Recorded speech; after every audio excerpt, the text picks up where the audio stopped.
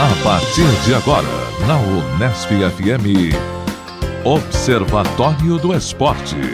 O programa que dá bola a todas as modalidades esportivas.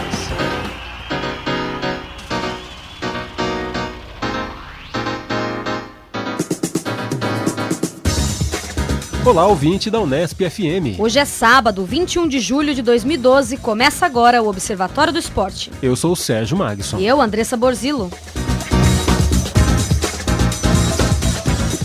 No Observatório de hoje, informação e análise sobre os acontecimentos esportivos da semana. Saiba tudo sobre os direitos de transmissão e a chegada da Fox Sports nos canais pagos no Brasil. Conversamos com Alex Sabino, jornalista do Diário de São Paulo, e Márcio Moron, diretor de produção do canal Fox Sports. Esses assuntos você acompanha agora no Observatório do Esporte. Aqui no Observatório, a informação vai além das quatro linhas. E hoje na mesa teremos a participação de Tuca Américo, Andressa Borzillo e eu, Sérgio Magson.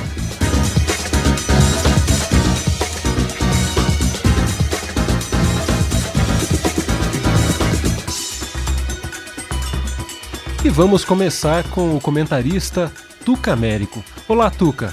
Qual sua vaia e aplauso de hoje? Bem, saudações amigos da mesa, ouvintes do Observatório do Esporte. Bem, vamos começar com uma efeméride, né? Uma efeméride, agora falando certinho. Esse programa está sendo gravado na quinta-feira, 19 de julho de 2012, e 19 de julho é o Dia Nacional do Futebol. Você sabia disso, minha amiga Piri? Não sabia. E não sabe porque também a razão de ter sido escolhida essa data? Muito menos, até porque no Brasil o que não falta são dias, né? Tem dia para tudo, né? O último final de semana foi dia do homem, por exemplo. Que incrível, né? Tá, ok. Então vamos lá, dia 19 foi eleito o Dia Nacional do Futebol, porque a data de fundação, a data de registro do primeiro clube que nasceu de um time de futebol, que foi na cidade de Rio Grande, no Rio Grande do Sul. Então o primeiro time, na verdade, registrado como clube no Brasil, todo mundo pensa que é a Ponte Preta, que foi criado no dia 11 de agosto de 1900, que seria o time mais antigo do Brasil. Não, na verdade o time mais antigo é o Rio Grande Esporte Clube, da cidade de Rio Grande, no Rio Grande do Sul, que foi criado em 19 de julho de 1900. Por isso a CBF instituiu o dia 19 de julho como Dia Nacional do Futebol. E por incrível que pareça, o time ainda existe e disputa a segunda divisão do Campeonato Gaúcho. Então a torcida lá da Macaca, né, a Ponte Preta, vai ter que trocar a faixa, né? Vai ter que trocar a faixa. Eles sempre, normalmente nos jogos da Ponte Preta, tem uma faixa bem grande, o clube mais antigo do país, enfim, há várias referências à Ponte Preta como o time mais antigo do país. Sim, e foi com uma certa novidade, também com surpresa, que eu recebi essa notícia, essa informação, porque para mim também sempre considerei a Ponte Preta como o time mais antigo do Brasil. Observatório do Esporte é história. História. Tá, ok? Então, depois dessa efeméride, vamos lá às considerações iniciais. Uma nota publicada na imprensa esportiva durante a semana me causou um certo espanto, né? Segundo a Federação Internacional de História e Estatística do Futebol, o Campeonato Brasileiro é considerado o terceiro campeonato mais forte do mundo, seja lá o que signifique isso. Então eu acho que alguma coisa não está batendo nessa história. Eu tenho um dado que contrapõe essa sua informação. A média do Campeonato Brasileiro, a média de público do Campeonato Brasileiro desse ano, no caso, é muito baixa. Vou dar exemplos. A melhor média, o time que ainda leva mais público ao estádio é o Corinthians, nas 3 séries principais do Campeonato Brasileiro. A média do Corinthians é 20.664 mil. Sim. Até então, né? Até agora, até esse começo essa última rodada. Em segundo lugar vem a média do Grêmio, com 19.774. Em terceiro, o Sport, 19.214. E o Atlético Mineiro está em quarto, com 16.641 torcedores. Agora o que me chama a atenção, vou dar dados recentes, no último domingo, no clássico Botafogo e Fluminense, o público foi de 17.122 pessoas. E no clássico das multidões, teoricamente, Flamengo e Corinthians, na última quarta-feira, o público no Engenhão foi de 14.897 torcedores. Então temos o campeonato o terceiro, como que é? O terceiro campeonato mais forte do mundo. Mais forte, com um público podemos reduzido, considerar né? muito inferior a de qualquer outro campeonato por aí. Pensando que estamos em período de férias, em que existe a possibilidade mais tranquila de que as famílias possam estar nos estádios e, enfim, isso realmente não acontece de fato.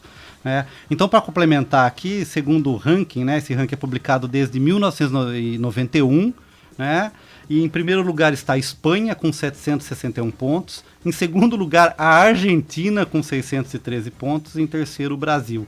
Em quarto, a Inglaterra. Em quinto, a Itália. Em sexto, a Alemanha. E em sétimo, o Chile, que eu acho também uma surpresa.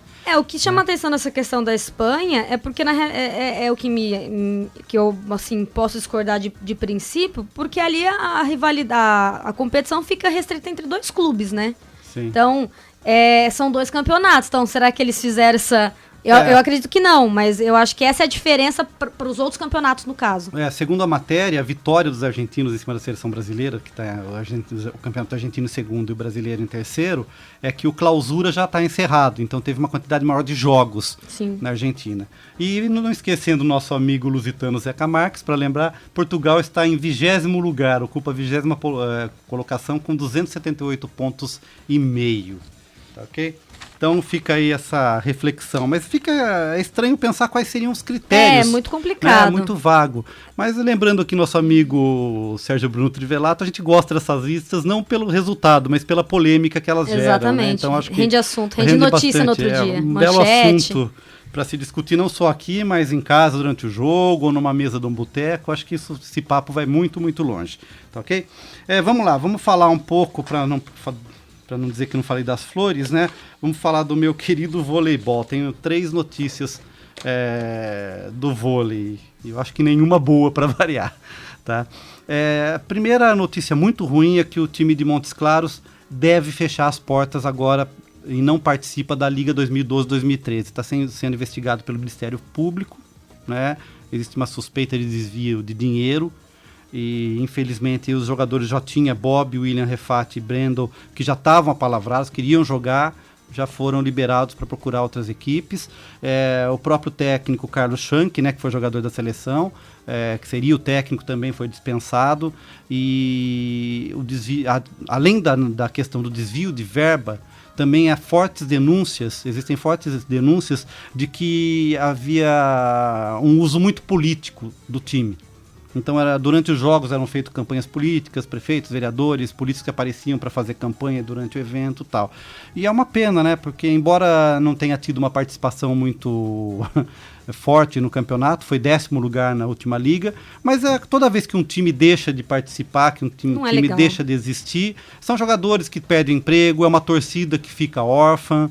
Né? Montes Claros, que ficou um pouco mais conhecida na temporada, na realidade, anterior, o Lorena mesmo, Sim. né, era o destaque, hoje está em Araçatuba, mas o time na época teve uma evidência maior, né? Sim, e num dos veículos que noticiou, foi no site da UOL também, foi noticiado isso, e os comentários dos leitores enfatizavam mais essa tristeza mesmo em de não ter mais o time para torcer. A cidade perde, a mesma coisa que, por exemplo, o Bauru hoje, do dia pra noite, perdesse o Bauru Basquete. Como eu disse, a gente fica órfão, não tem mais Exatamente. aquele jogo para assistir durante a semana, aquela equipe para torcer, então isso é muito, muito ruim. Então, E desestimulante, né? Desestimulante até para os outros, para a cidade que de repente... até para outras cidades que pensam em existir. Exatamente. Então é uma pena, fica aqui meu pesar. É triste lembrar que isso pode ser realidade para qualquer clube empresa. Sim, né? sim, claro. Isso é comum porque... Esse é mais um caso, né? E às vezes você vê que a gente nota que clubes que têm resultado e simplesmente por um abandono no patrocinador deixam de existir.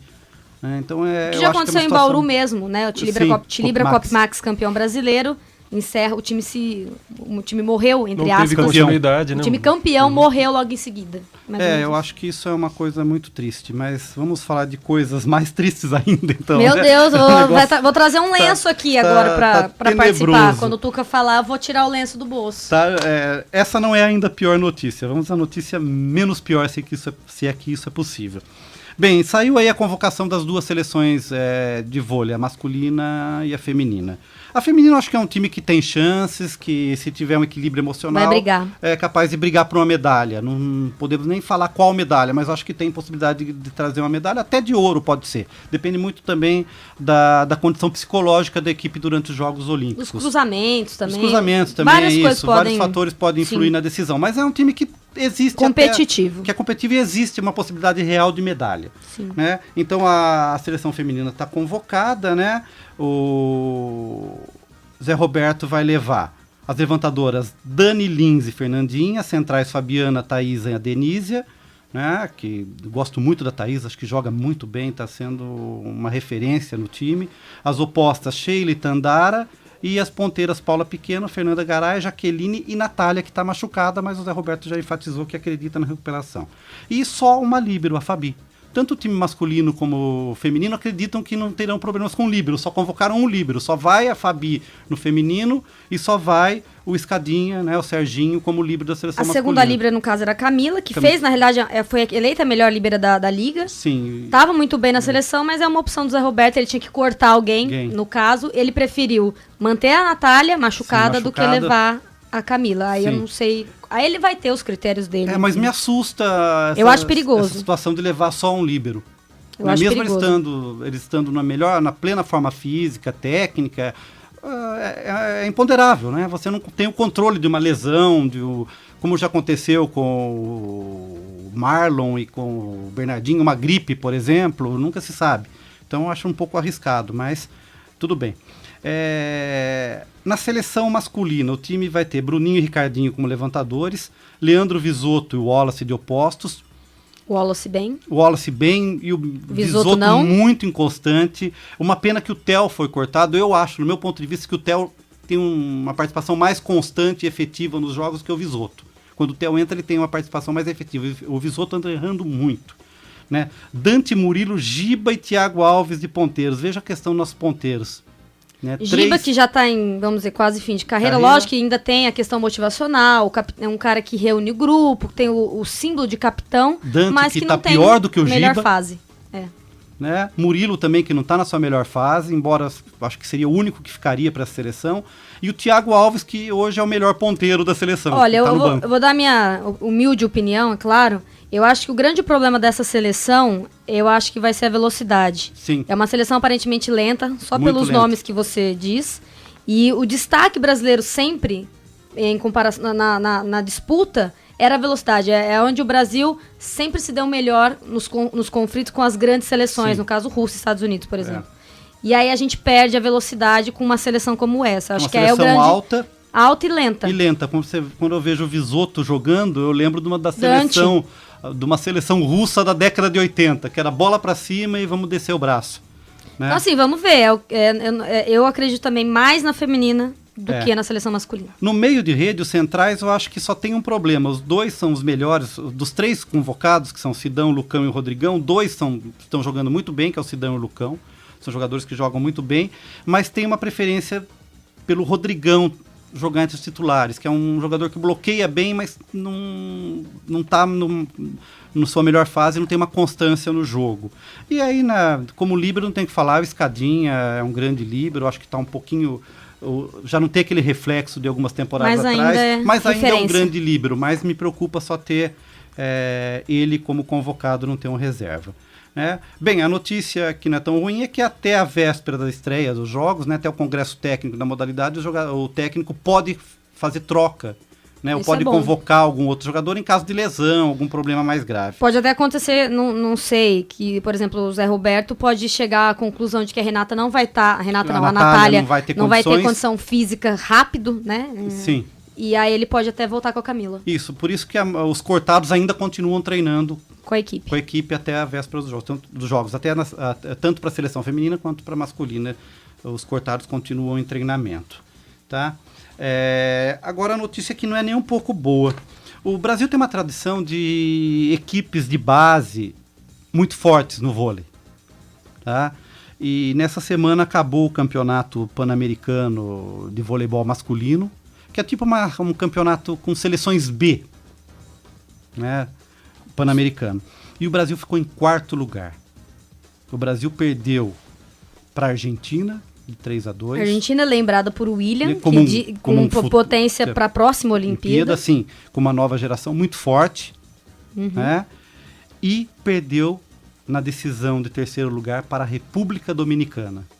Aí que tá grave o negócio. Então, veja bem, nossa seleção de novos, que sempre teve um papel preponderante, né, de dominância na América Latina, ela não conseguiu passar do quarto lugar no Campeonato Pan-Americano. O pódio, entre aspas, né, ficou assim. Em primeiro lugar, Estados Unidos. Em segundo lugar, Argentina. Em terceiro lugar, a República Dominicana. E em quarto lugar, o Brasil. Então, quando a gente pensa que essa geração é uma geração potencial para disputar os Jogos Olímpicos em 2016 no Brasil, a gente começa a ficar preocupado com o futuro da seleção brasileira de vôlei. Precisa melhorar. A gente está falando aqui que o time feminino tem condições de medalha, o time masculino tem? Também tem. Vai depender muito como vai chegar para os Jogos. A gente sabe que esse time do Bernardinho, embora o pessoal esteja um pouco velho, mas é um time que quando está muito mordido ainda tem uma capacidade de reação. Sim. Acredito nisso também. Acredito mais nisso do que em outros fatores. Né? Então é um time que tem uma capacidade de superação que eu vi isso em poucas equipes do esporte mundial.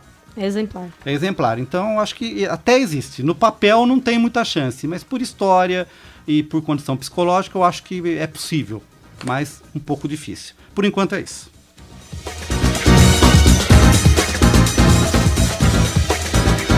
Continuamos o Observatório do Esporte aqui pela Unesp FM 105,7. E agora a gente vai falar com Andressa Borzillo. E aí, Piri, qual sua vaia e seu aplauso de hoje?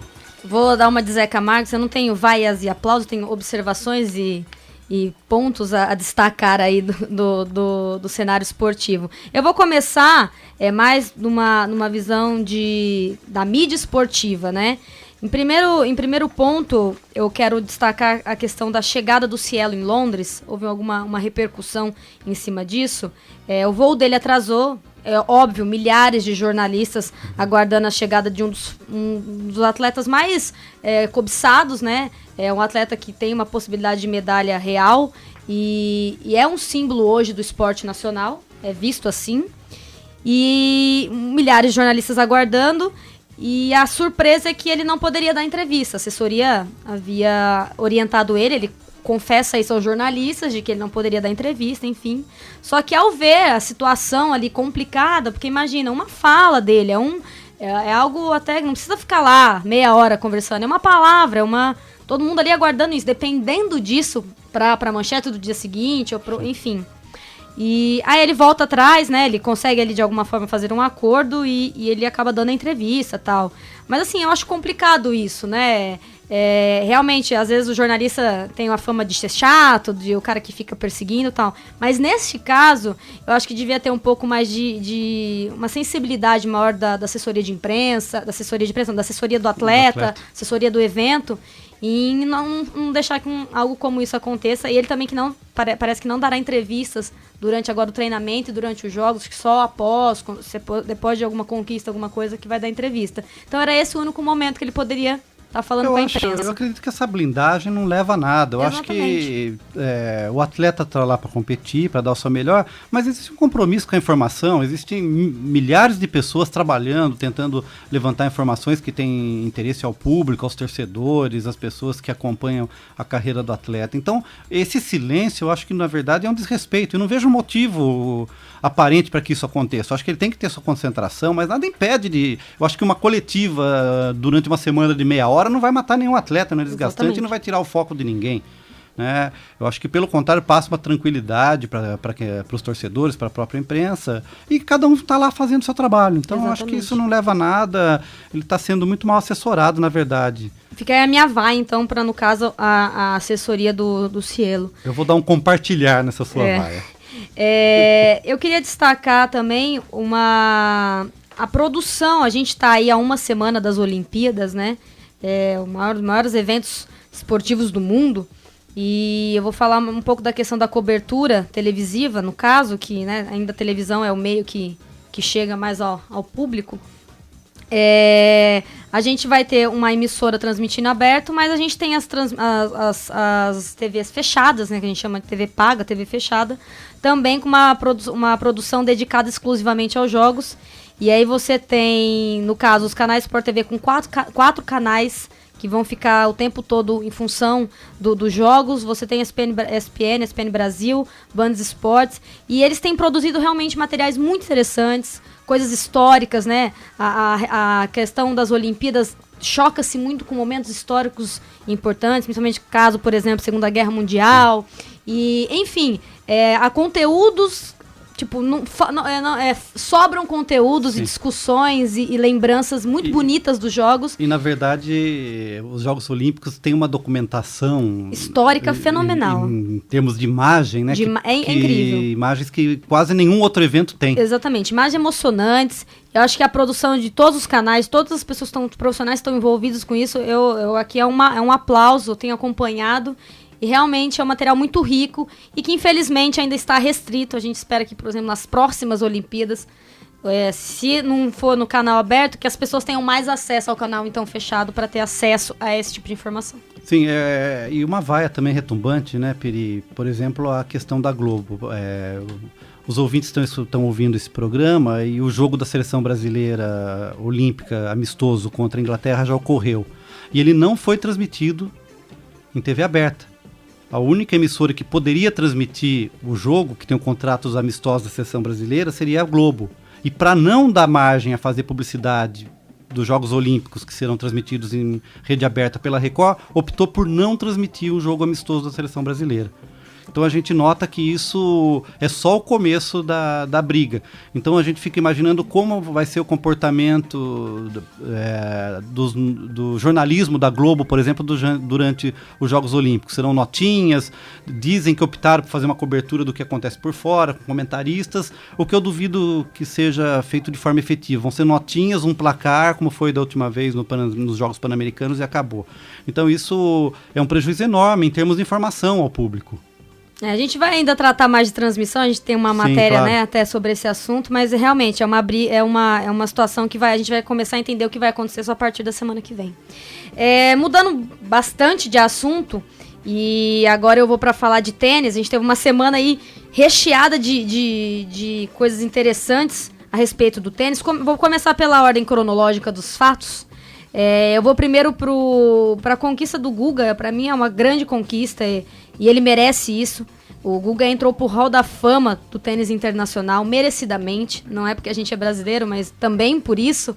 Mas é um jogador que é reverenciado e merece todas essas glórias. No último final de semana, em Newport, nos Estados Unidos, né, ele recebeu lá a placa, tirou foto, passou por cima de todos os protocolos, pegou a filha, a bandeira do Brasil, enfim, bem à la Guga, né, espontaneidade, a sinceridade, parou para dar autógrafos para as pessoas que estavam próximas. Ele para mim é um exemplo, e a frase, a menção que ele deixou bem claro, que eu acho que isso sempre é muito marcante na presença dele, ele falou assim: espero que tudo que eu fiz não seja em vão. Espero que, no mínimo, alguma coisa tenha continuidade. E eu acho que é isso que a gente tem que trazer para o Brasil. Exatamente esse exemplo do Guga. Eu queria só fazer uma notinha do rodapé aqui, falar para o pessoal, para a assessoria do Cezão, do César Cielo, ter umas aulinhas com a assessoria do Guga. Do Guga, exatamente. Que nunca deixou a imprensa na mão, Nunca. Sempre foi uma pessoa muito transparente. Sempre acessível. E aí, com isso, nunca teve problema, né? Vamos dizer assim, nunca teve o contrário. Você vê, porque a pessoa, ela trabalha de uma Sempre forma... lembrado como uma pessoa com boa pinta, gente fina. Exatamente. Uma pessoa acessível e que tem a simpatia de todos os brasileiros. Exatamente. E aí, outro destaque eu já tinha comentado, assim, brevemente na última semana. De fato, na segunda-feira, Roger Federer completou 287 semanas na liderança do ranking da ATP, bateu o recorde de Pete Sampras e é outro merecedor, né, dessa marca. Ele que até agora, até os Jogos Olímpicos, continua tendo o primeiro lugar no ranking, seguido por Novak Djokovic. E aí, a gente tem vamos dizer, uma bomba nessa semana, eu acredito que seja uma bomba. A ausência de Rafael Nadal nas Olimpíadas de Londres, eu acho que a Olimpíadas perde muito. A gente tem aí o terceiro melhor atleta na modalidade. E ele que seria porta-bandeira da delegação espanhola nas Olimpíadas.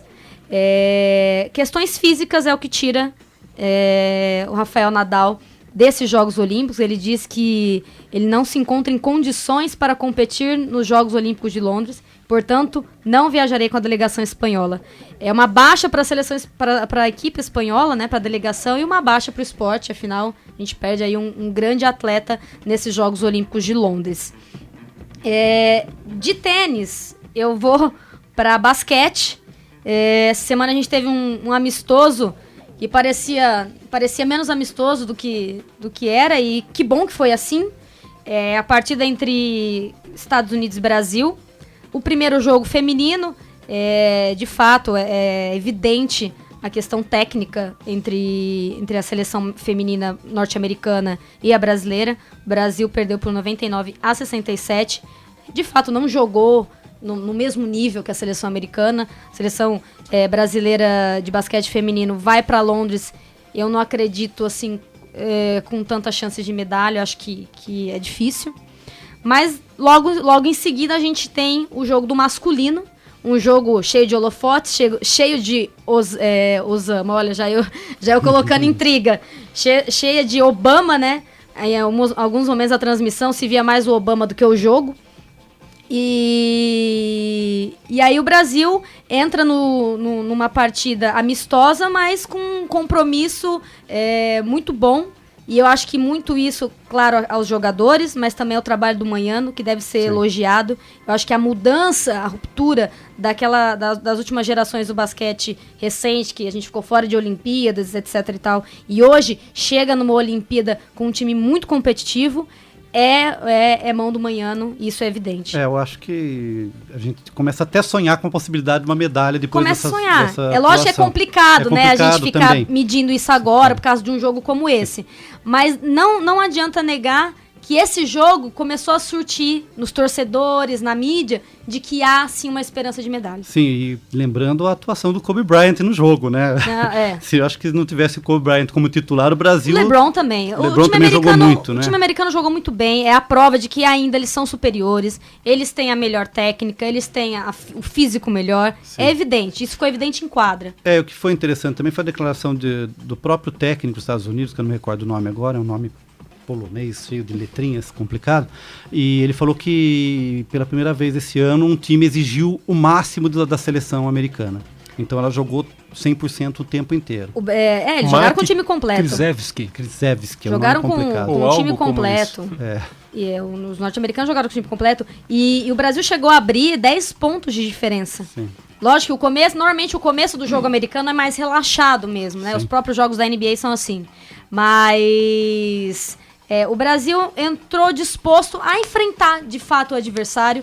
E eu sinto nesse grupo, apesar de todos os fatos que antecederam a convocação, a questão do Leandrinho, a questão do Nenê, enfim, tudo o que aconteceu ano passado, eu sinto nessa equipe que há um coleguismo, um grupo, sim, entendeu? É meio que um espírito de equipe muito interessante que acho que criou-se agora. Mas essa reta final agora de preparação, eu senti esse voluntarismo entre os jogadores. Nesse jogo, pelo menos, foi o que eu senti isso.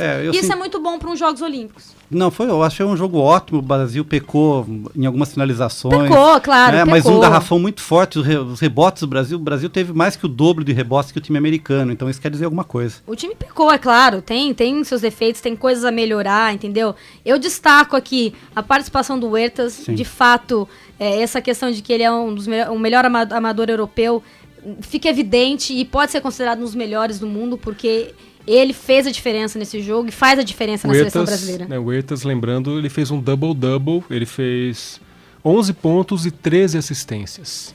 Ele é fenomenal. Fantástica. E o Léo também teve um jogo, né, razoavelmente, teve um começo bom. A questão de ele ser norte-americano e pela primeira vez, destacar isso, né, primeira vez que ele enfrentou o seu país de origem, no caso.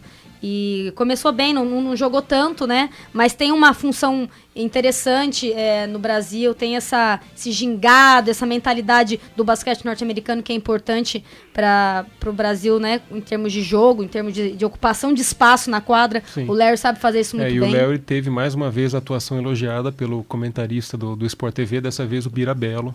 Né? Gostando muito do jogo do Larry. Aliás, o Brasil foi sensacional, né? Aquele primeiro quarto, né? O time começou voando. O primeiro quarto foi muito bom. Né? Conseguiu, né, colocar vencer a equipe americana no primeiro quarto, colocando uma diferença de 10 pontos, foi por 27-17. E eu acho que surpreendeu a seleção dos Estados Unidos. O Brasil estava fazendo uma transição muito rápida e uma defesa forte, né? Uma defesa muito agressiva, como o próprio Birabello, né? Lembrou isso durante a transmissão. Eu achei o jogo fantástico, sensacional. Estão todos de parabéns. Só lembrando que o Brasil ainda tem mais um amistoso no próximo dia 26 contra a França. E aí a estreia no dia 29, às 7h15, horário de Brasília, contra a Austrália. Lembrando que os Jogos Olímpicos começa no dia 25, já tem jogos, já tem disputa, mas a abertura oficial é no dia 27, sexta-feira.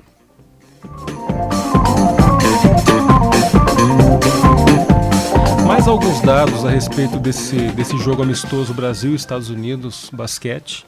Né? Peguei um texto aqui do site Sport TV. E só para complementar a informação da Piri, os destaques aqui no time brasileiro, o armador ala Alex Garcia com 14 pontos e 2 rebotes. Marcou muito. O armador Marcelinho Huertas com 11 pontos e 13 assistências e o pivô Anderson Varejão com 12 pontos e 13 rebotes, ambos então com um double-double.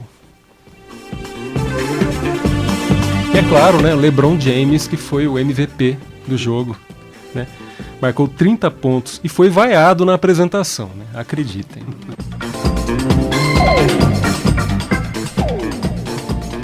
Seguimos falando de Jogos Olímpicos.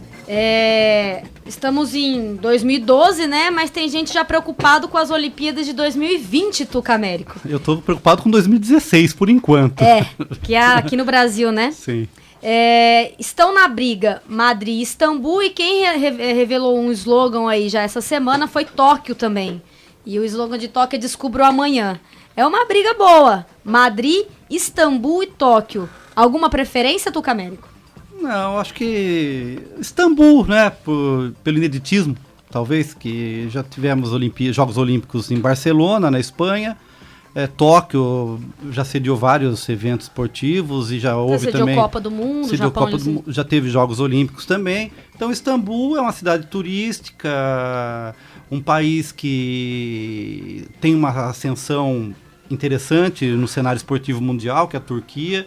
Sim. Seria interessante, eu torceria hoje. A gente sempre torce pro último, né? Pro que tem o primo pobre. O Nelson Rodrigues chamava de complexo de vira-lata, né? Acho que é isso.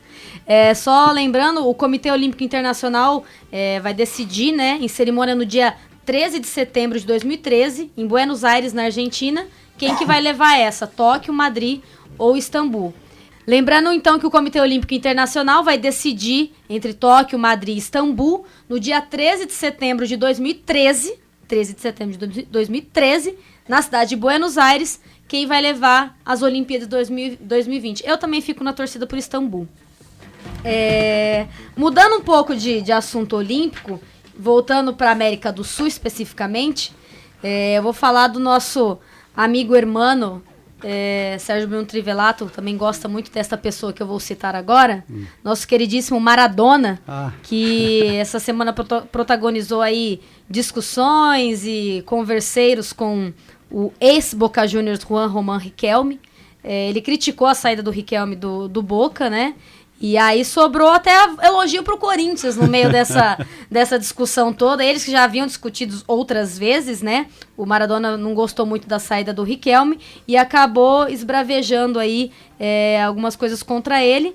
Mas no fim falou bem do Corinthians, o Corinthians que venceu o Boca no final da Libertadores. E ele diz assim que o Corinthians é uma equipe totalmente atípica das demais brasileiras, né? E que se parece muito mais com um time italiano do que com os times do próprio país, que é um time muito arrumado, que explora contra-ataques, preenche os espaços vazios e você não consegue enfiar bolas pelo meio. Eu concordo com isso, é um time realmente que explora contra-ataques, até porque Emerson tá ali pra isso, e preenche os espaços no campo. O Tite sempre fala muito do time corintiano. Então aí fica interessante esse comentário do nosso irmão Maradona. Eu queria retomar a questão do Riquelme, né? Talvez o ouvinte, quando ouça esse programa, já tenha se resolvido a questão Riquelme. Que cogita-se que o Riquelme possa jogar no Flamengo.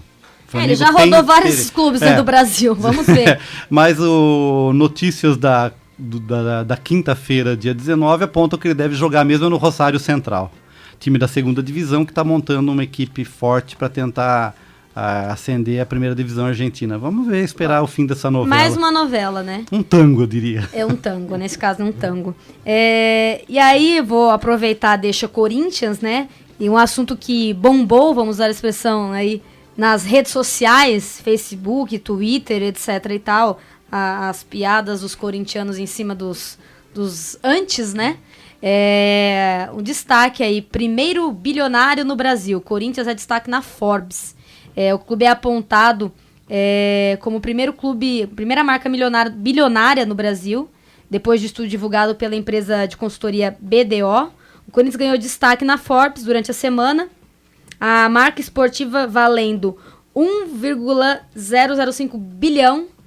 Esse o número do Parque São Jorge. Um número que é considerável, vamos dizer assim.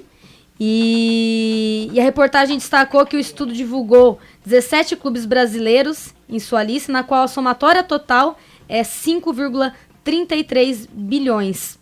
A revista que aponta o ex-presidente do Corinthians, no caso André Sanches, que eu já havia comentado até em outras participações, o grande responsável por esse projeto de marketing do Corinthians, lógico que juntamente com o Rosenberg. Eu havia até comentado isso quando o Corinthians venceu a Libertadores, essa mudança de estrutura do Corinthians nos últimos anos, em decorrência desse trabalho tanto do Sanches como do Rosenberg. E a matéria também destacou que o Corinthians vive, né, hoje um dos seus melhores períodos na história do clube. Isso se deve também a todo esse contexto. Tá aí o Corinthians na lista, aí vamos dizer assim, dos tops, e os antes criando novas piadas em cima disso.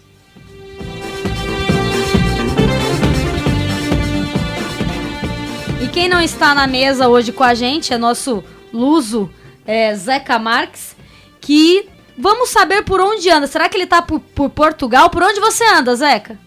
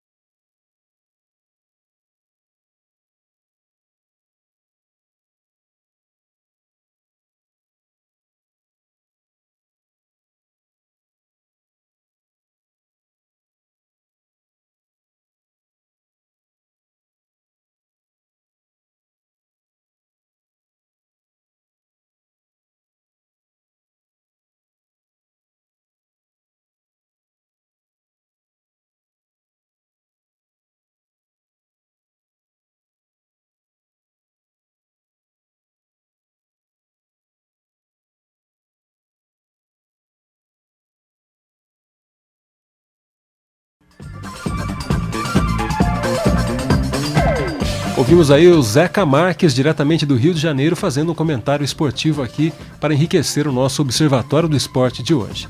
Você continua sintonizado em 105,7 MHz, o Nesp FM Bauru, São Paulo. E a gente continua o Observatório do Esporte trazendo agora um assunto polêmico no mundo do esporte: as transmissões de eventos esportivos. As grandes emissoras do Brasil ainda não se adaptaram com a popularidade da internet em muitos tipos de eventos esportivos. A disputa pelo direito de transmissão continua forte e envolvendo muito dinheiro entre os principais grupos de comunicação. O repórter Rodrigo Pessoa conversou com Alex Sabino, jornalista do Diário de São Paulo, que explicou da divisão dos direitos de transmissão. Vamos conferir. Os torneios geralmente são vendidos direitos de transmissão para a TV aberta e TV paga, mas geralmente para o mesmo grupo. O mesmo grupo que adquire o direito de transmissão para a TV aberta ou transmite para a TV paga. Na verdade, TV aberta a gente está falando na questão de Brasil, porque os jogos de vários torneios, muitos poucos são mostrados em TV aberta, como acontece, por exemplo, na Europa. Na Argentina é o contrário, né? Todos os jogos estão em TV aberta. Mas, geralmente, os grandes jogos, os jogos da Champions League, por exemplo, são essencialmente em TV fechada na Europa.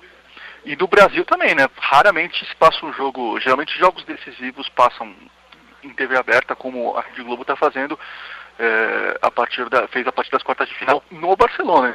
Quem compra o direito de transmissão para TV aberta o tem também para TV fechada.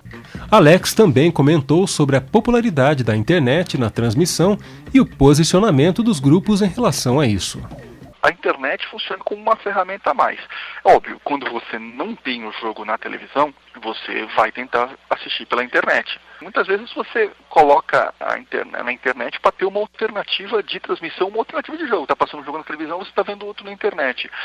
Ou então você gosta de uma transmissão, você quer ver a transmissão do país que está acontecendo o jogo e você procura na internet. Mas não acredito que tenha influído por enquanto não, porque é um fenômeno em crescimento, mas que ainda é difícil imaginar que o Sport TV, por exemplo, ainda está tão preocupado assim com a transmissão, com o que está sendo veiculado pela internet, mas com certeza no futuro bem próximo vai se preocupar. Houve uma conversa há pouco tempo que o Premier Futebol Clube, que é o canal da Globo que tem o pay-per-view dos campeonatos regionais do Campeonato Brasileiro, ele faria uma venda de jogos para que a pessoa pudesse assistir ao vivo pela internet, mas é uma coisa que não saiu do papel. Então, por enquanto, não está sendo feito nada, absolutamente nada. Por enquanto, continua o sistema vigente que a gente conhece. Tem na televisão, tem o pacote do pay-per-view, tem os jogos no Sport TV e acabou. Pela internet, oficialmente, pelos meios legais, você não tem nada. E aí, Tucamérico, as redes de televisão no Brasil deveriam começar a se preocupar com o avanço da internet nas transmissões? Eu creio que sim, porque já é um fato consumado. As pessoas consomem eventos esportivos via internet. E consomem compulsivamente. Compulsivamente, e um mito que já está sendo derrubado é a baixa qualidade das transmissões. Então, por exemplo, existem sites que compartilham várias possibilidades de consumo de eventos esportivos. E você pode escolher o consumo, ver o jogo, o evento esportivo, em função da banda que você tem, da velocidade de internet que você tem na sua casa. Então, por exemplo, se você tem uma banda larga de 10 megas, 20 megas, você escolhe assistir o jogo em 2 megas por segundo. Diferente e a qualidade da imagem é ótima. É melhor do que uma transmissão analógica aberta. Tem um exemplo, né, nos últimos Jogos Pan-Americanos, né, Guadalajara, o Terra comprou o direito de transmissão para a internet. E eles transmitiram muita coisa, eu acompanhei muita coisa, porque às vezes você não está num ambiente que tem televisão, você, enfim, está em outro lugar, e ali era transmissão simultânea, algo muito legal, com exatamente isso que você falou, haviam 2 ou 3 níveis de qualidade de imagem. Sim, e ainda uma questão de interação, você poderia escolher existiam vários canais que você podia escolher, e você podia assistir 2 canais ao mesmo tempo, com a possibilidade de um picture-in-picture, de uma janelinha na tela. Então você eu quero tal imagem no monitor, na janela primeira, e um segundo evento, uma janela secundária menor, e você poderia acompanhar os 2 eventos escolhendo o áudio de qual você queria ouvir. Então, quer dizer, a internet já tem possibilidades tecnológicas que a TV não apresenta hoje. Então acho que a interatividade de fato que se busca Sim. na TV digital, hoje ela existe concretamente na internet. Sim, com certeza. A grande vantagem hoje que eu destaco você consumir via televisão, para quem tem o sinal em alta definição, é a qualidade da imagem, que é muito superior, é outra experiência, é outra informação você desfrutar de um evento esportivo em alta definição. Você tem informações que normalmente você não teria numa tela pequena em baixa resolução. Então muda a percepção do jogo. Talvez o evento esportivo é o que mais chama atenção com essa qualidade. Sim, e muda a gramática também, né? A sintaxe da transmissão. Por exemplo, um jogo de futebol ou um jogo de basquete em alta definição não precisa ter aquele monte de câmeras cortando toda hora. O jogo é mostrado no movimento lateral, em que você transita de um meio de campo para outro meio de campo. Ele te coloca no ponto mais alto da arquibancada. Como se estivesse no meio da arquibancada, vendo o jogo no meio do campo. E você só fica olhando para o meio, como uma partida de tênis, que seu pescoço fica olhando para um lado e para o outro. E quem faz esse movimento seria a câmera. Então é muito interessante. Agora eu volto também a ratificar que o público precisa entender que existe um modelo de negócio que é baseado ainda na receita publicitária e na venda de programação. Então a gente teria aí, a princípio, 4 níveis de consumo, né? O primeiro seria a TV aberta. No caso do futebol, são os jogos que a Globo transmite, prioritariamente Corinthians e Flamengo, que são os jogos que dão mais audiência. Agora, com a possibilidade também de, como é uma emissora em rede, ela transmite os clássicos de cada estado. Então, ela pode direcionar o jogo mais importante para aquele estado, o jogo que teria mais audiência naquele estado. Então, esse é um nível. O outro é o da TV fechada, mas TV fechada tipo um Sport TV ou ESPN, em que os jogos que não passam na TV aberta e que não tem lá tanto público, são transmitidos via Sport TV. E um terceiro nível que é o pay-per-view, que aí transmite todos os jogos, mas você pagando uma mensalidade a mais ou comprando o jogo eventualmente. Então quem gosta realmente de esportes, eu aconselho gastar aí 50, 60 reais por mês, além da mensalidade que você paga na TV a cabo, para ter o acesso a todos os jogos. Né? A decepção fica por conta ainda da baixa quantidade de jogos que são transmitidos em alta definição.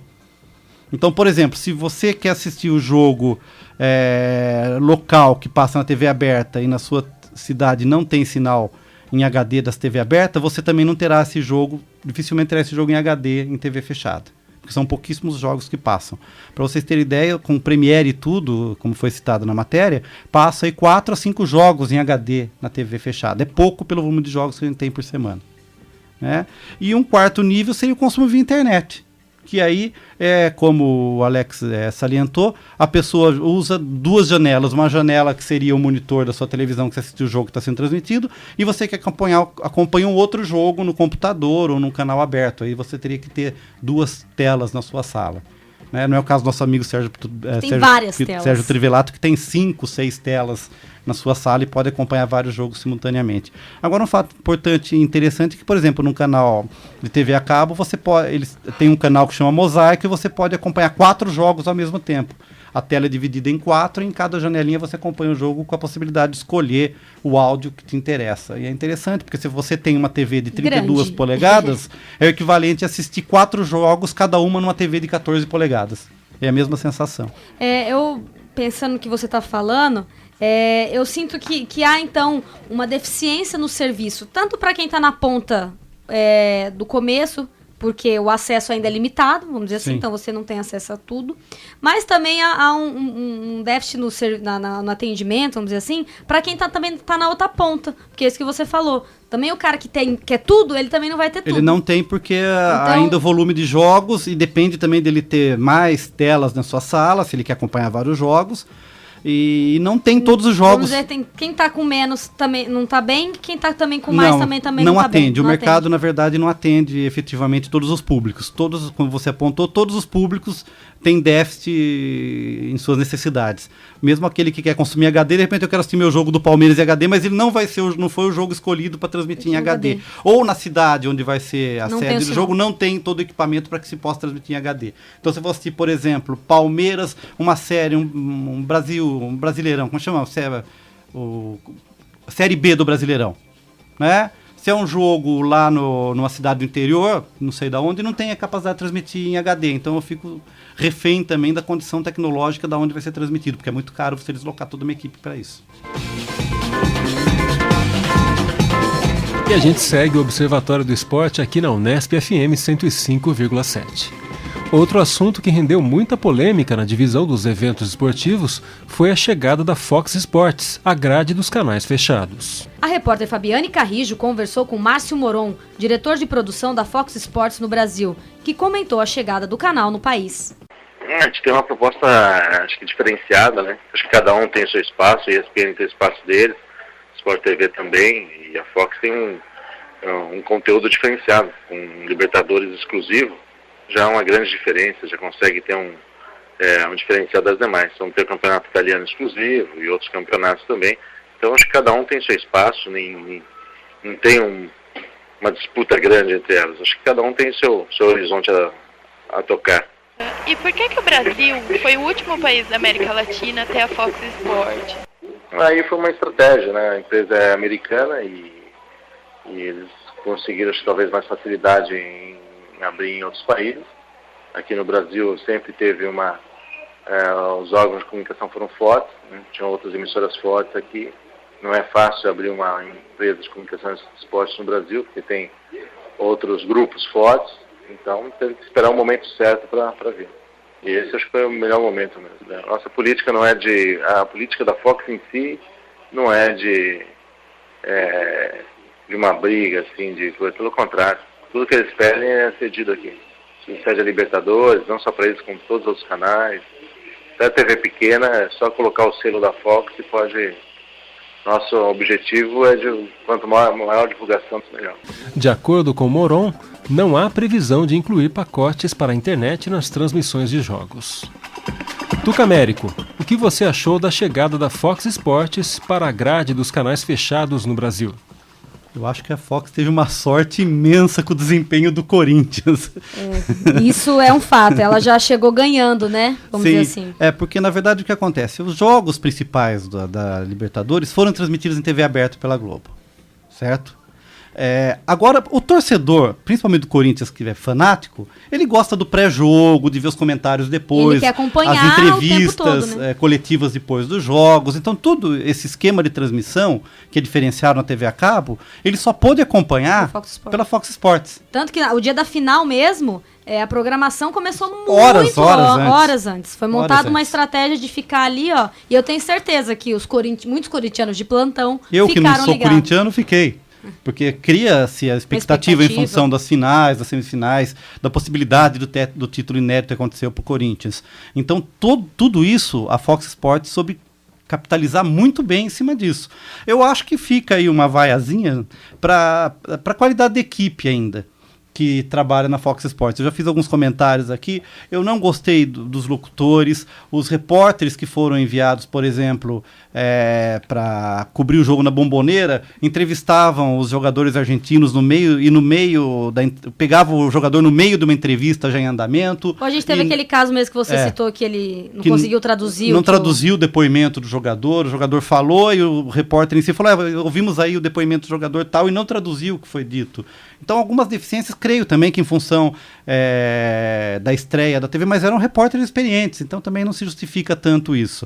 Mas eu creio que o sucesso da Fox foi, sem dúvida, atrelado também ao sucesso do Corinthians. Eu acho que, neste caso que eu queria considerar, assim, a importância é a concorrência, né? É mais uma concorrente, é mais uma opção para o telespectador, mesmo que ainda esteja restrito ao canal fechado, mas então que para o canal fechado, o telespectador tem uma nova opção, e acho que isso sempre é válido. Sim, e mesmo ainda retomando o assunto da Libertadores, foi a única opção que se teve de assistir os jogos que não foram transmitidos. Então, exemplo, os jogos determinam as outras semifinais. Exatamente, eu falando nesse caso, por exemplo, os torcedores corintianos estavam ansiosos para saber quem seria o adversário. O jogo lá, o Boca Juniors, eu tenho certeza que teve uma audiência muito boa. Com certeza, eu vi. Então, eu também vi. Então, assim, é interessante isso. É muito importante que se tenha essa livre concorrência. Eu acho que isso faz parte do mercado.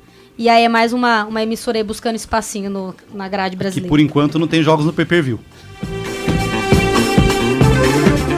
Você, ouvinte do programa que acessa as redes sociais, curta a nossa página no Facebook. O endereço é www.facebook.com/Observatório do Esporte. Repetindo, www.facebook.com/Observatório do Esporte. Acesse também o site do nosso programa. O endereço é www.observatoriodoesporteunesp.blogspot.com.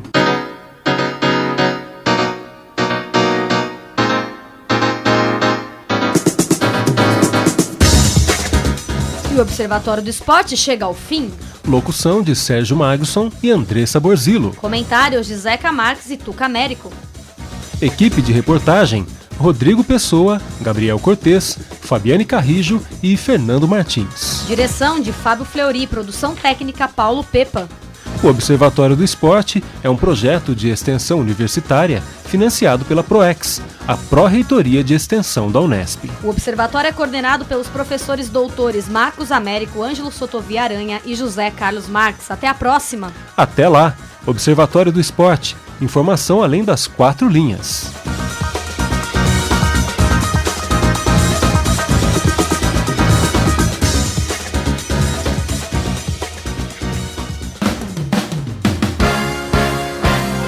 A Unesp FM apresentou Observatório do Esporte, o programa que dá bola a todas as modalidades esportivas.